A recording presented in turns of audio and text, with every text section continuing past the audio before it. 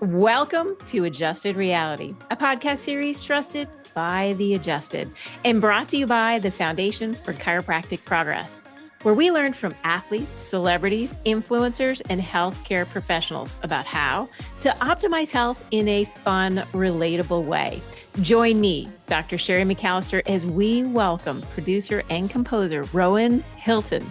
Roahn Hylton is a Grammy-nominated multi-platform producer and composer from Houston, Texas. He rose to prominence as co-producer for Nicki Minaj's breakthrough hit, Super Bass, and has since worked with artists such as Nicki Minaj, Ariana Grande, and most recently, 2025 Grammy, Rocky Dawooni, and TV NBC Peacock's Bel Air, nominated for an Emmy this year on Saturday Night Live 50. And finally, The Age of AI, produced by Robert Downing Jr. He is a classically trained on the viola and graduate of Oral Roberts University. Hylton transitioned into composing for film and television, scoring projects like Free Meek and Kevin Hart's Netflix special. Based in Los Angeles, his work spans major campaigns, docuseries, and soundtracks across platforms. We cannot be more excited to welcome Roahn Hylton to our podcast today. Hello. Thank you for having me. Oh, this is so much fun because, there is a glory to what you do during the day. And I personally feel very connected to seeing how people that are so engaged and at such a high level can bring the truth and the reality into how to live your life at the peak. And there's no one like you because your energy vibrates. And that's why I wanted to have you on Adjusted Reality. So first and foremost, I want to ask you something. What brought you the spark? Because we often talk about life is about bringing back the spark into everything that you do. What brought you the spark for music? Man, I've been doing music as long as I can remember, to be honest with you. I've always been attracted to it and gravitated to it. My mom tells many a story of my childhood, just running to the screen when music would be playing. So to be honest with you, I can't remember when I fell in love with music. I just remember loving music. And I think my first real public facing foray into music was I was in Fort Bend Boys Choir. I think I started at 7. And it is as it sounds. It's a choir of all boys, starting before puberty, singing, the traditional Latin songs. And there's 3 choirs: there's the training, the town choir, and the tour choir. The training choir is as it sounds. You learn, you grow up into the town choir. The town choir sings all around town, and the touring choir actually sang for the Queen of England. And now they've done so much more in the long history that they've been around. And so that's where I got my music love started, that I can remember, and performing on stage. And then from there, I got tempted to play sports. I kind of went away from music a little bit, but it was always in my spirit. I joined orchestra in 8th grade because I liked a girl. And, I was like, "What are you doing?" And she was like, "I'm going in orchestra." I was like, "So am I." And so that proved to be a perfect boom, because then I learned viola and violin, and learned for orchestra, and then went to high school, played more sports, but kept playing an instrument. And then in high school, it was cool to be a rapper. And so I started making beats and rapping, and I was in a Christian rap group, and then went into college and studied the conservatory to become a better producer. And then from there, after college, my career, like, I stayed on music, and my career kind of exploded. And I realized that music was the one way I could be seen in the world, in a very authentic way, and communicate my desires and dreams in a way that other people could understand as well. This is really what the key is for being on Adjusted Reality is having that way to express yourself and be at your best. And I think bringing on guests that have achieved such celebrity status and such influence in the world really brings that core essence for those listening is you can be who you want to be if you're willing to do the work. And that's the key that I love about your story is you were willing to do the work and you didn't get pigeonholed into something you didn't want to do. And I'd love for you to kind of share with me some of the projects that you've worked on to give kind of a background to who you are to our listeners and some of the things that you've loved doing. And even in when I listen to the songs that you have composed and brought forward, there's a lot of love in your music. And it kind of comes out because you noted some of your background and being able to be in the mix of it and the Christian choir. It's fun to be able to express yourself vocally and now producing and composing. So share more about some of your favorite things that you've done in your past that led you to where you are today. Man, that's a big and broad question. I love it though. I think I always have this saying, right? You can pay somebody nothing to do what they love, but you can't pay them enough to do what they hate, Oh, right? And I've literally just chased my yeses from as early as I can remember, just the thing that made me excited. There's also this famous book, and it became a movie, called The Fountainhead. And I remember there's this long soliloquy by one of the main characters, and the main point, amongst other things, was love the doing. Right. yes. It's the if you love the hard work, right, then the perks become just a natural flow of your life because you actually love the hard work. And for the longest, I just love the feeling that I get in creating music, right? And as I've gotten older, I realize it's not just music, it's creation, period. Anytime I get to create and I'm ideating and bringing things in the world and then executing them, I just love it. Music is one of the things that you can do pretty quickly. You can ideate, put your hands on a keyboard or hands on a guitar, bass, and you can hear sound, and that vibrating back is communication that your ideas are actually real in the world.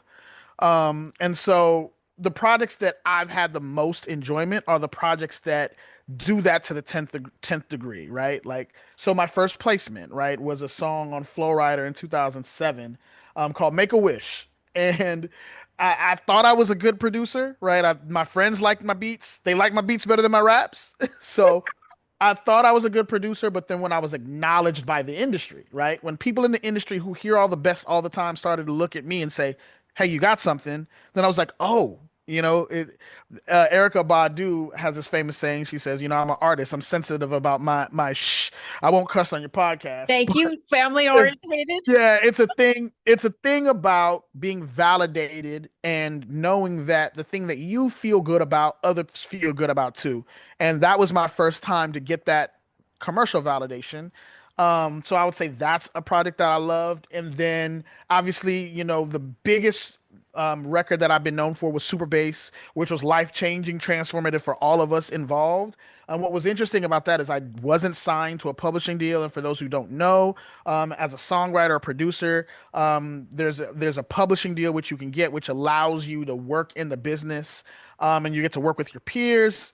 It's basically you're signed, and it's those signed behind closed doors, right? So you're songwriting, you're producing for other artists, and I didn't have a deal, right? But I'd made a international top 10 record without a deal, and so it allowed me to move around and be courted by the industry in a level even above my first placement. And so Super Bass is more than a song for me. It was a moment in time that shifted my life. So I would say that one as well. And then fast forward years later, and to this year, and I had, well, actually, let me go to 2022. Sure. A friend of mine is from Ghana, and we worked together often. And he had been telling me for years, he's like, "I got to get you to Ghana. I got to get you to Ghana." And finally, I had been on this trip also to Israel, which was an amazing opportunity to meet fellow creatives. We got to go see everything, and make great connections. And I was like, well, why don't we do what we did in Israel, in Africa? And met Rocky Dawouni, who had done an incredible event bringing the diaspora back to America. And we kind of collaborated on this great event in Africa. And we wrote 30 songs, brought eight songwriters and producers, two executives from Netflix and Warner Brothers, and the music that we made from that camp in Africa got nominated for a Grammy this year. And why that's so significant is there was no label help, it was self-funded. It was strictly a labor of love, right? We had some brand partnerships and that we worked with the festivals at the time. Afrofuture, Afro Nation, and Black Star Line were three amazing and emerging festivals, and we got to have a presence there. But they weren't, they didn't give us any money, and there wasn't an upstream for the songs to go to anywhere. So we had to do all the work, and for us to get recognized from the music from that project without a label help meant everything because it's another saying I have. Why prove others wrong when you could prove yourself right? And Yes. it was a proving right of, hey, when you do something for other people, you really will be rewarded at the highest level if you persevere. And then following that, moving into television and film, which is its own separate journey and acknowledges the storyteller in me. All those projects have been super rewarding, and I'm super happy and grateful to be a part of them. As I listen to you, there is this fine weave. It's almost an amalgamation of everything that you have used for your talents, your creativity, which we often call our right brain. The left brain is the one that's really analytical, the logical side, the side that has to pay the bills and do all the pieces that's transactional. And then there's the creative, the sharing, the caring, the building, the exploring, the opportunities to work for the right reason at the right time. And that's where when I saw your energy the first time, I thought to myself, when we talk about healing at its basis, it starts with finding the energy to take you from where you are to where you want to go. Mm. And Rowan, you have built a life that really is supercharged. Mm. It's finding that place where you're utilizing your talents and you keep exploring. And you said something that I think the listeners need to hear a little more of, which is you were on a campaign of yes. Tell me what that means for you. Man, in the music business, we can call the elephant in the room what it is. You get a lot of maybes. You get people who are orbiters of your success, right? They want to stay close enough to you just in case you get the next one that they can still call you and be friendly enough, but they have their own things going on, so they want to make sure that they're adhering to their own worldview and what's going on with them, so it can feel very transactional. And I remember I come from a place in Houston, Texas that was very family oriented and friend oriented. My best friends are my family. Really, literally, my best friend's dad is my mentor and my dad. I can call him up at any time and be like, Pop, I need help with this. Help me with this or give me this advice. He's literally my father and has fathered me. And his mom is mom number two. She'll text me for my birthday, hey, it's mom number two. And I grew up as friends as family. And, the world is a real place. As I left the nest, went to college, I was quickly disabused of the notion that everybody's raised like that. And then getting into the music business, I also realized it's not like that everywhere, right? So what I quickly found to protect myself and to make sure that I had upward momentum without killing the light and the spark in me was going for my yeses instead of my maybes, right? And we all know what that means internally. You can meet somebody, right? And immediately you're talking like you feel like you've known them forever. Yes, Yes, right? yes, You can Rowan, meet that's right. you can meet somebody. That's us, Sherry. That was us. That's You right. can meet somebody and immediately be like, no, no, no, no, no. We don't vibe. But the worst are the maybes Uh, because you can't tell where you stand, right? And so I realized instead of maybes, instead of no's, triple down, quadruple down, quintuple down on your yeses because your yeses will find you in a space where your life is tailor made for you. And a life that's tailor made and built like you can't imagine, but it's better than your imagination. oh, Yeah, and so that's my yeses. Man, I should do something with that. I was going to say that's juicy. Do something with that. I felt good about that one. You juiced me up. So let me tell you a famous quote that my mentor, Dr. Lou Sportelli, he is a 60-year plus chiropractor and just a zest of life. Like he is really just a wise man. And he said to me, he gave me this quote, and it's by Henry David Thoreau. And I can't get it out of my mind because as soon as he started saying what you were saying, it stuck. It's not what you look at that matters, it's what you see. And what you see, Rowan, are yeses. And in your life, to be fully charged, supercharging that whole being care that really makes you who you are is you have to follow the energy because that's what life really is. It's the energy vibe that brings us to it. And when you follow the yeses, you're following the optimism. Yes. It kind of pumps you up. Like you have a better day. And before we got on this podcast, you even said sometimes I give up a little on myself. I don't get the exercise in, but I'm still going to give back to myself at the end of the day, right? That's what you said, and that makes me kind of energized to know that you also see the beauty in yourself Hmm. because you're bringing the beauty from the inside to the outside by helping people find their confidence, their security, and their peace of mind. Family is critical. And don't you think when you look back over the years and you meet other people that perhaps have less of a consistently nurturing environment, they become hardened to the world. Yep. And when that happens, I believe the energy starts to get sucked away from them because nurturing people and who they are and what they stand for, those are our yes moments. So Yeah. let's go back for a moment because you have a powerful effect on people through the creativity that you do. And it can range because you're very that's the beauty is you've shared your talent but you weren't afraid to try new things. And I think that's how we heal. In some of the things that happen to us, whether it's a physical trauma, a mental trauma, or stress trauma in the job that we've chosen and it's not turning out well, we heal by the things that we focus on, one of them being the willingness to try. And you kept trying new things. We can call it, I don't like labeling it because the resilience term has been oftentimes overused, but the creative portion of you, what made you go from being a composer to doing production? And did you fear? And if you did, tell me how you broke the fear. Man, that's such a great question. It's actually the opposite. I started out as a producer and then went to a composer. And so the reason why this happened is I went on, I briefly mentioned this incredible trip in Israel. But what was happening is I didn't like who I had to be in the music business at the time to survive, right? I was often going by my alias, which was Firstborn, to hide behind. And if I don't know if you, I'm not comparing myself to the legend who is Beyonce, but you've ever heard her bring up Sasha Fierce, right? That is her persona that she embodies to be able to be a product, right? Which is essentially what her artistry is. It is the product version of her. It's not the Beyonce. And if you've observed her career over the 20 plus years, 25 plus years now, you can see the evolution though that she's been able to integrate Beyonce into Sasha Fierce, right? To now her work is even that much more beautiful. And I think that happens when you have kids and you get in your 40s, you're more embodied.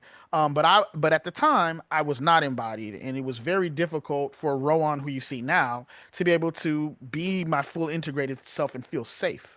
And I was noticing I wasn't having fun making music anymore. I wasn't having fun being in the sessions. I was in the studio with all the names you can think of, and it just wasn't enjoyable to me.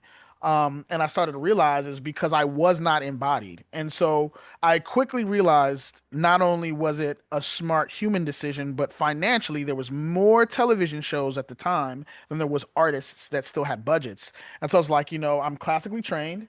I know how to do some things, and I went on a trip and I met who my current partner, Jacob Yaffe, incredible human being, is my brother. We met on the trip and we wanted to find a way to work together. And I was working on Kendrick Lamar at the time, and Jacob is an incredible jazz musician and orchestrator. And then I was like, "Yo, let's figure out how to make it work." I also got called in to do my first film. Now, I had never done a film at the time, and I was like, "Hey, we can do multiple things. Let's find a way to collaborate and work together." That's also been a secret of my success is collaboration, which I want to hit on later. And so we ended up working on a film. The film wasn't, nothing came of the film or the Kendrick tracks. They didn't pick anything of it, but we got to do a Gap campaign working with Janelle Monáe. We loved working together. And then LeBron called us for our first work together in 2017 it was. And from there, we're 20 shows in, 5 features. And I'll tell you, it was a very scary proposition to transition for me from being a producer to a composer for various reasons. And the imposter syndrome kicked in, right? There's not a lot of people who look like me in the space, first of all. And there's not a lot of people who relate to the world like me in that space. I Sure. relate to the world as a music producer. And as a black man from Houston, Texas, like I didn't see a lot even at the time of programming that felt like I could add to it. And then there was the resurgence of television, and it was a great instinct and anticipation. And great stuff happened subsequently, but I had to get over the imposter syndrome and that feeling like I didn't belong. And even to that point, I've always been an entrepreneur. I've had two jobs in my life. One was at Walmart my freshman year in college to get my Mazda 626. Ah, there we go. I was a cashier, and then my second job was at Guitar Center, which I got to be myself. Literally, I could sell equipment as a music professional to other music professionals. I was great at it, and then I was like, I don't want to have a job. And then from there, I just did entrepreneur life. And so just to that point, corporate America was not my ball. I did not know how to send a corporate email. At the big age of 35, I'm like nervous to send an email because per your last requests were making me nervous. You know what I'm Yes. saying? Like for all of you who have used or got used to corporate America jargon, imagine being in your mid 30s after having had, a career where people cater to you as a producer who's produced hits. They just did what I said on emails. And like just to be frank, like I could type shorthands. The emails were probably horrible, but everybody would kind of, make space for what I didn't know, for what I could do in the studio. In the film business, you need to send emails. It doesn't matter who you are. You got to be able to communicate yourself effectively in a corporate environment. And that was terrifying, Sherry. Terrifying. Took me 4 years to feel comfortable being the one to send emails. I'm going to be honest with you. And thank goodness I had a great partner who was willing to be a partner and teacher at times. And there's things that he would say that I was able to teach him as well from my worldview. And that seamless partnership and collaboration allowed me to embody Rowan, right, as I needed to in the storytelling world. And so transition wasn't easy, and I think these transitions never are. I'm currently in another one, right? We do these things every so often if you're creative.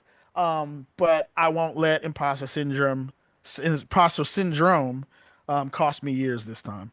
That's really the critical component, Rowan, is as I hear you talk, you had to recognize it. Sometimes the most important thing we can do in our lives is to recognize where things are right now and then push your way through it. Push your way through because imposter syndrome is real. And I think everybody faces it at some time, unless you have some type of a huge ego that you just think you're all that in a bag of chips. And I think that's probably the person you never want to be anyway. So you talk about collaboration. I think it's a key aspect to fundamental. No one wins alone. And if you think you're winning alone, you may be just in a room by yourself thinking you're all that in a bag of chips. So Man, and the great humbling is not too far away. that's right. And you have those reflections back to just writing those emails and recognizing this is not what I do. But you also recognize too that for a better place to happen, I need to grow. And that's one of my favorite sayings is what doesn't grow dies. And you keep that honest energy alive by going from being a producer to trying out what does it mean to be a composer and who can I work with? And wow, what a great journey. And who goes to Israel to have a full remaking? I'm like, it's such a cool story. But let me go back because you said something that I think reflects life itself.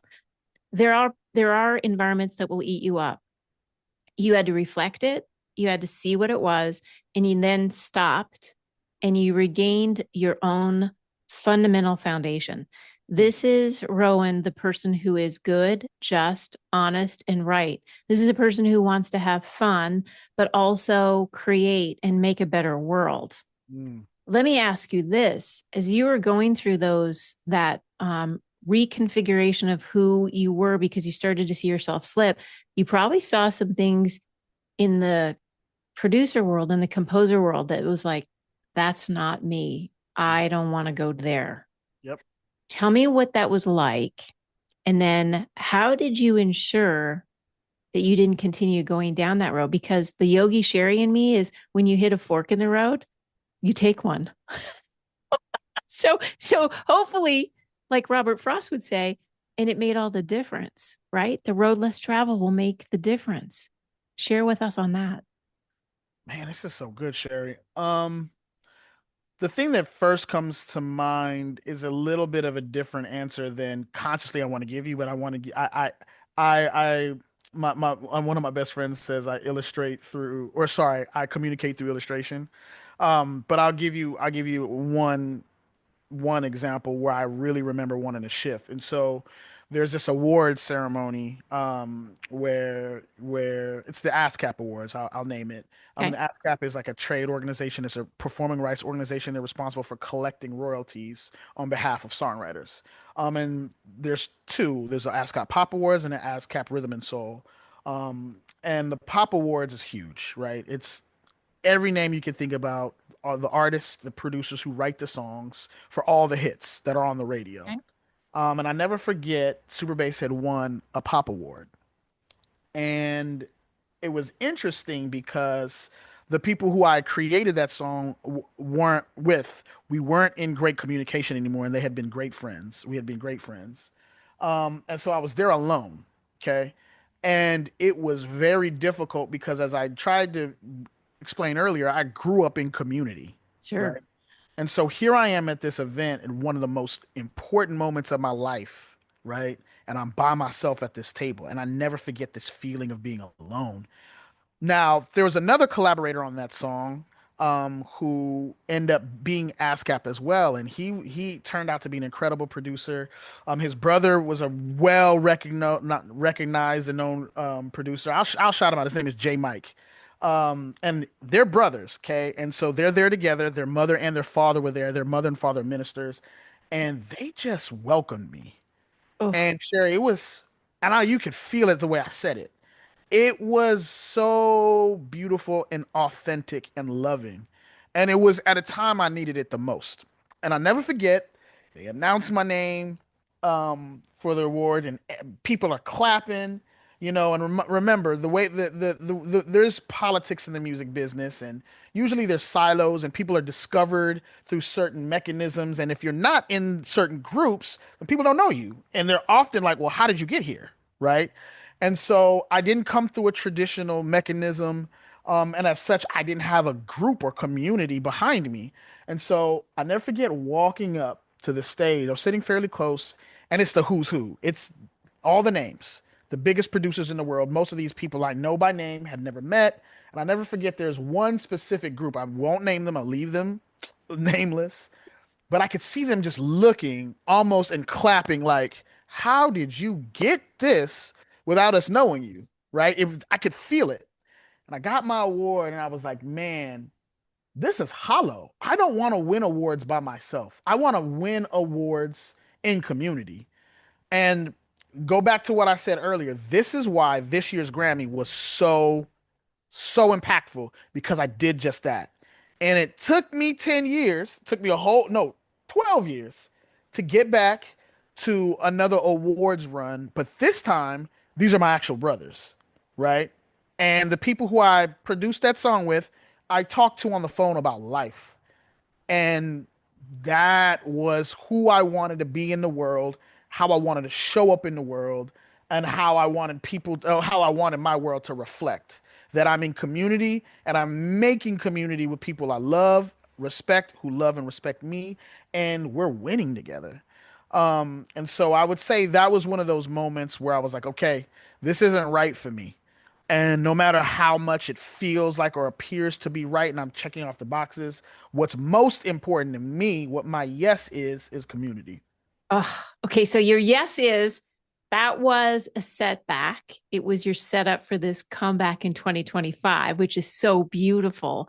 Mhm. And I felt the tears in my eyes because I had an author on in a previous Adjusted Reality episode who really just gives her heart and her soul, Julie Holtz. And she wrote The Connection Cure, and it's being able to connect people to do better, have better, and be better. And she did it through the discovery as a journalist of, it's so easy to get a prescription pad for depression, Hmm. but can you give them a prescription pad to get out into the community and start working with others, be in nature, or build something with someone? Because you said something that I think happened during COVID, and it's so devastating. And whoever is listening right now, know first and foremost, there's hope.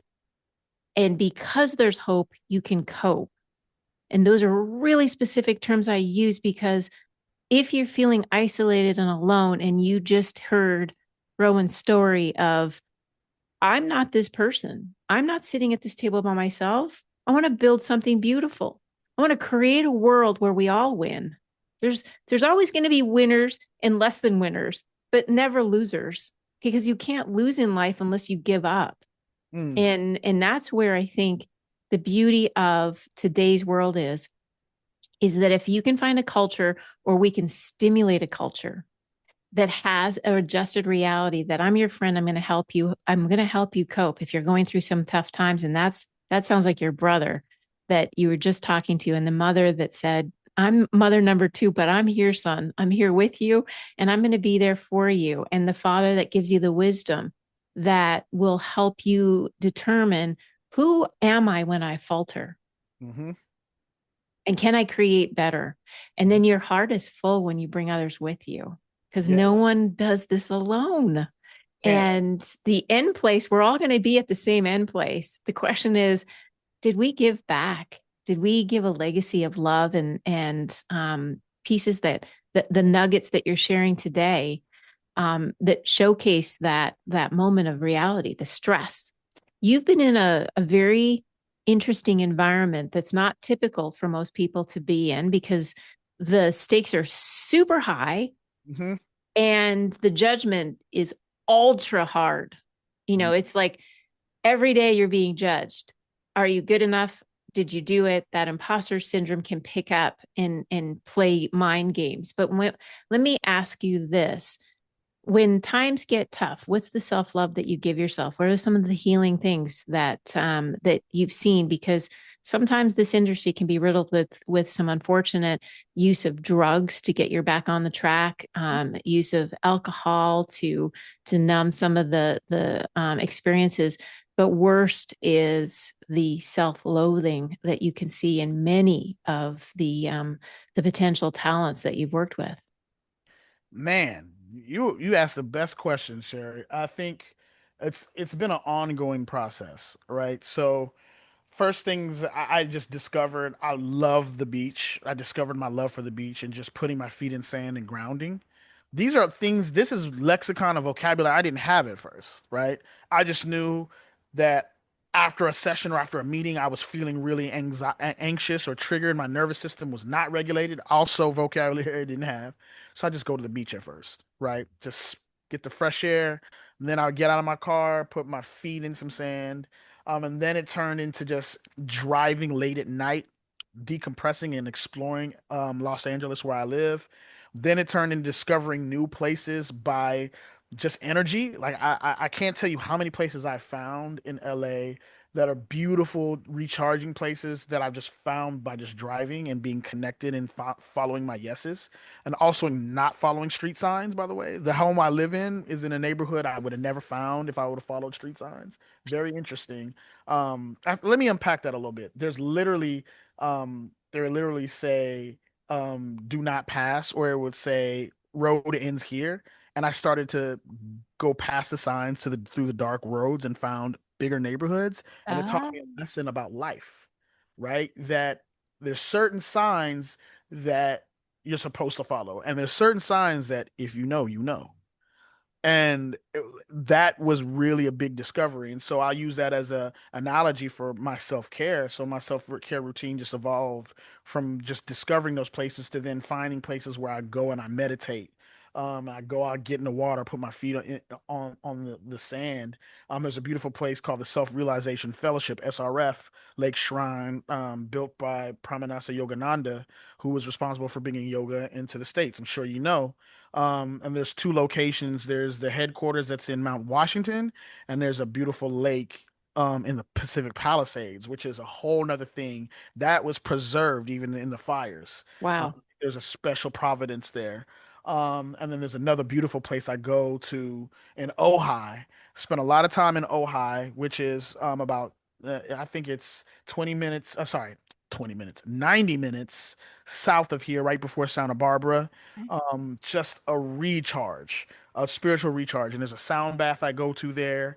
And then I like to challenge myself. And so as you can see, I'm wearing this crystal here. And the story behind it is, it was my birthday this year, on my birthday this year, in February. I hate the cold. Sure, I do not like to be cold at all. And I was like, you know what? I'm gonna challenge myself. So of course, what do? I decide I'm gonna climb a mountain in the snow by myself. I had a guide. Wow. Shout out Paula Venus, incredible guide. And he took me in the snow. And mind you, I'm a kid from Houston. My family's Jamaican. I'm first generation. There's no snow anywhere in there. So I was like, all right, whatever. I'm gonna challenge this. And he took me up on a hike, like in snow boots. We're walking for hours. He takes me to this beautiful location and just meditate. And he just left me there for a bit. And just, I was just integrating my year, planning my next year, which is this year. And he comes back to me and we left the place and he has this staff. And in the staff, he hands me the staff at first. He was like, no, no, wait. And he opens the staff and in the staff was this crystal. Gives me the crystal. He says, you're the guide now. And I was like, all right. So I wear it to remind myself the responsibility, right? A lot of people think leadership is a destination of perks, but leadership is responsibility. And being a guide is about being vulnerable and being strong and smart enough to be taught by those who you're guiding. And be aware enough to pick up the signs and lessons along the way. And so that is my self-care. It's self-discovery. It's being open to try new things. It's, doing things that might confound another person, but listening to my inner guidance system to know where my personal yes is, not yours, but my personal yes. And making space for myself and That and taking up space. that's kind of a crucial part because we tend to be fairly eclectic in things that we do and people we meet that bring wisdom to you, but rarely do people accept agency for themselves. And that what I call shock raw in the snow, the shock of being cold, being isolated, being alone, and not in a place that you've ever felt comfortable in is Hmm. really the shock to your system and the Hmm. ability for you to take responsibility for who you are. And that crystal is exactly that. Take today the journey you choose with the resources you choose to build a better life. And I really think where you are, you're building the sound of healing. You're building it through the production that you do, the composing that you do, and the willingness to try new things. And that I think is a really beautiful place where people can really legitimately see themselves in you and say, I didn't really recognize the anxiety that I suffered, but Rowan said, go to the beach and put their feet in sand. And then I have a Japanese professor who once said Renshin Yoku. And I was like, I have no idea what you just said. Sound bathing. That's what you need to do. You need to have forest bathing. That's what you need to do. And then you talked about the sound of healing when you were doing the baths that you went to, the sound baths. Yep. Tell me when you go in those, because it's so unique, because your talent is so much in the composing now and coming from the production. So what happens to you when you get into a sound bath? Does it overload you? Because your whole brain works differently when you're in musical interpretation and opportunity. So I want you to repeat the last part about it because there's two things that you said. You said something about force bathing. I Forest bathing. forest or for Forest. oh Forest forest. bathing. Yes. Rinshin Yoku, forest bathing, getting out in nature and feeling the vibe, the energy, the Shintoku. exquisity. I'm writing that down now. Yes. So I want you to repeat because that just really caught my attention because I was like, okay, that's something new to try. Um, Repeat the last bit of the question for me. So you go into a sound bath Okay. and you reflect Yep. because you're hearing frequencies different than the average person would because Yep. you're in the frequency. Like people don't understand your brain literally works differently when you're in the creative mode and you hear the frequencies and the intensities and you know when music comes together, you know what a score looks like and you Mhm. need to have you know how to bring the heartbeat into a moment and you Mhm. know how to bring the peace and the love into a moment. Mhm. And that musical capability, you may not even know this, but that's a really special moment in a Hmm. person's life and they see it differently. So your brain works differently. So going into a sound bath, because I've done them several times myself and I've recognized that as a healer, I sense different things when I Right. come into it and when I come out of it. I just wanted to see if you notice it. When you come out of that sound bath as a composer, does it change you? Do you notice it? Yeah, and all sound baths aren't created equal. There's a reason why I drive 2 hours for this particular one, right? And it's run. Well, I'm not sure if the name is still the same, but it was run when I first started going, which is 10. I've been going to the sound bath for 10, 12 years. Okay, so it's worth it. Is it? It was run by three women called Trinity of Sound. And to be honest with you, oh, I remember. I first found out about Meditation Mountain. That's the name of the space that I go to through friends. Okay. Just friends we went to go visit one day. And again, it became one of my Zen places for years. Again, been going now probably 15 years. And I would go every once in a while because it's far, and then I started going more frequently. And then Ojai, there's a great Ojai fire. I want to say about 7 years ago. Don't remember how long ago, and it was closed for 3 years.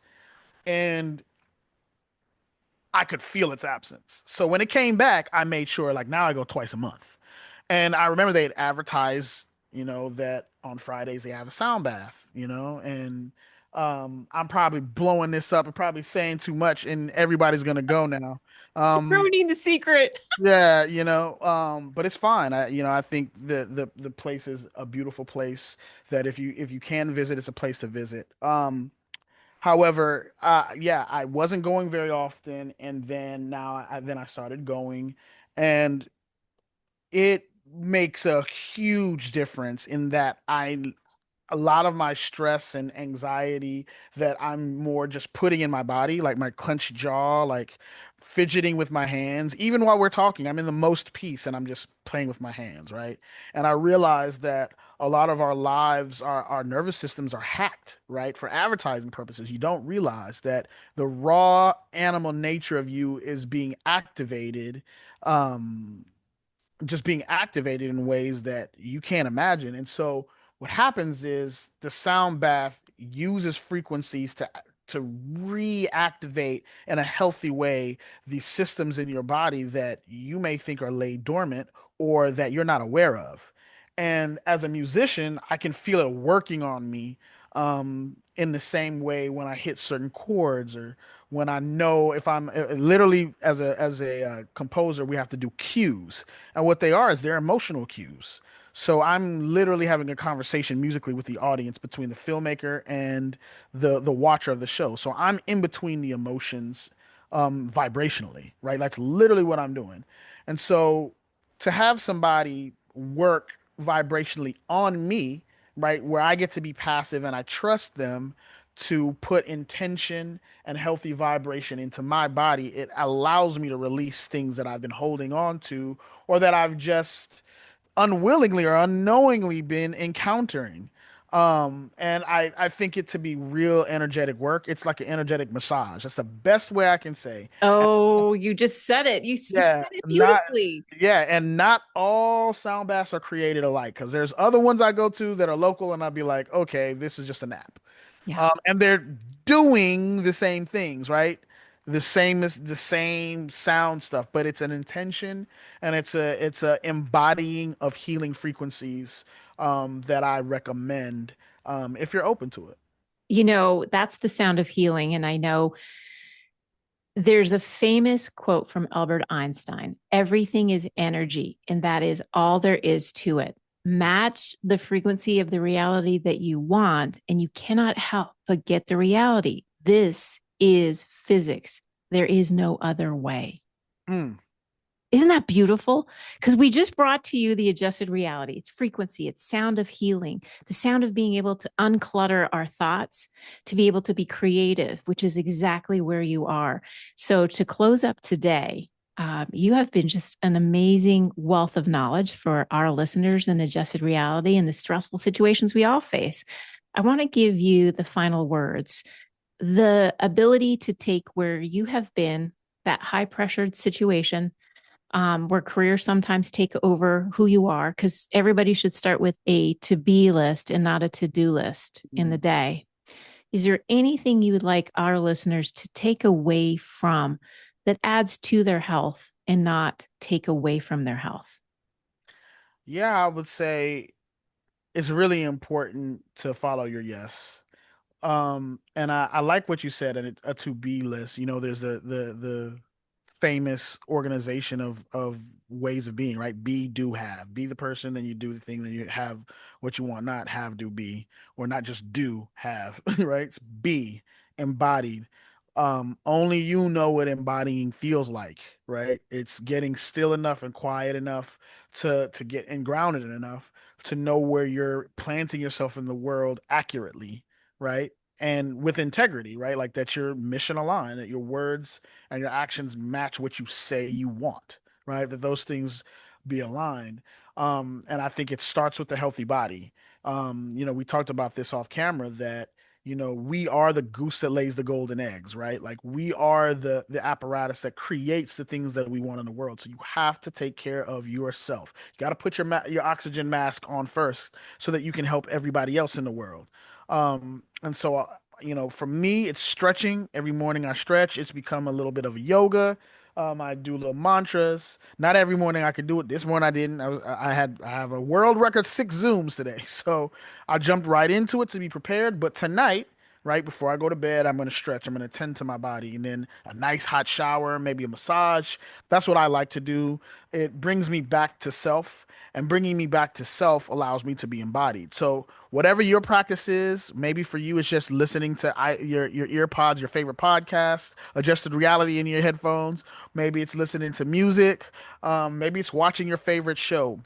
If you're new parents, especially if you're a new mother, I know oftentimes it's hard for you to make space in your own body for your own body, but it is important that you have space or you create that space, even but for a second, for your own internal world to be embodied, right? That you're not always doing, right? Or you're not always giving, or you're not always taking, right? So that you can just be. And within that being, it becomes clear what is working for you and what is not. It's only the times when we're out of consciousness, when we're out of being embodied, that we say yes to things that we don't really mean, Yeah. right? And you start to notice the more that you're still and that you're present with self, the things that are not naturally vibrating with you will fall off. The people you shouldn't be talking to, the opportunities that you don't really want to say yes to, will begin to be like, it's not working. And that's to your benefit. But also, related but separate, is hold space and grieve the person that you were. I think a lot of times we don't think about this as we're evolving and taking on new identities and being more of ourselves. The more of ourselves we become, the less of other people's suggestions that we identify with. And then, there may have been some comfortability and some perks with minimizing self. And once you begin to actualize, there's pieces of yourself you have to grieve and you have to mourn that. And it took me a long time to learn that, right? And that's why we often self-sabotage because we want to regulate back into ways of being that are not ourselves. Mourn it, embody it, and find your yes. Outstanding. Well, we can't thank you enough for saying yes to adjusted reality. And really, truly, our listeners, I think, can walk away now with more on how to do and be and have things that will make their lives more enjoyable, not just for themselves, but as you said, the community around them, because we don't go alone. So thank you so much, Rowan, for being with us today. We truly are blessed that you shared your time. And I know you got to get back on those other Zooms, but you'll remember to stretch tonight with intention that you are the person you are because you shared who you are and why you care. Thank you for having me. I want to thank you for tuning into Adjusted Reality as we spoke to Roahn Hylton. What an incredible individual. It's an incredible music journey, but also just sharing the sound of healing. What does it mean when you come into your world? What are the choices you can make? What happens when you feel like you're not good enough to take that next step? Your health depends on how you mindfully walk through each day, and you get choices. Are you making the choice that's right for you? As Rowan said, I want the yes people in my life. I want the people that can and will make a difference. I want the wisdom, the energy, the love, the commitment, the perseverance to be with me. You can't go alone. It's a weave of bringing people together. And Rowan did such a beautiful, beautiful way of addressing what it looks like to have the sound of healing in your life. As you know, this podcast was brought to you by the Foundation for Chiropractic Progress. We know life moves pretty fast, and we want to make sure you never miss an episode. So visit the4cp.org/adjusted reality. Subscribe to our newsletter. Interested in hearing more from a specific guest? Well, you can do that. That's how we got Roahn Hylton. You can make guest recommendations right there. And don't forget to subscribe, share the podcast with family and friends. And we always love you to rate and review. Now, if you're feeling so inspired to learn more about chiropractic, to better your life, you can find a doctor near you by visiting the4cp.org/find a doctor. If you want to supercharge your whole being, well, our brand new book, Adjusted Reality, comes out on October 14th. You can buy it on Amazon, or you can click the link below in the description of this episode and you can get your copy today. We appreciate your support and, as always, look forward to you checking back in again with us soon.